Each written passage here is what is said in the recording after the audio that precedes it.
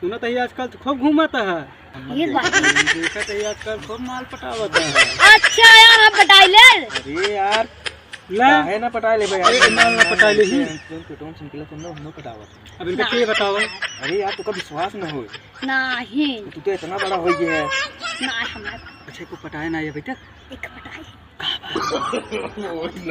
अब थोड़े देखा देख ला कहां तई तू काहे इतना झूठ बोला? झूठ बोलत रही। कहां हम पटाए है? नहीं पटावत रे। काहे झूठ बोला तू? अब नहीं पटावत रे। झूठ बोला कि नहीं? अच्छा अब नहीं पटावत रे। तब के पटावत रही।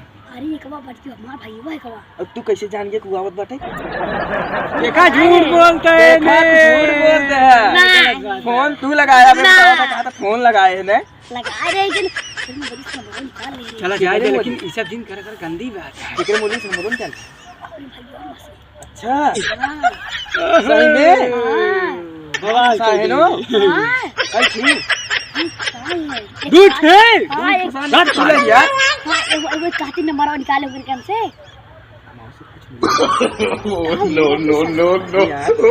यार यार शिवराज की बात कर। चला ठीक बा कब काम मिल बतवाए दे। चला ठीक। चला ठीक है देखा कहीं बात करवाओ। ठीक बा कब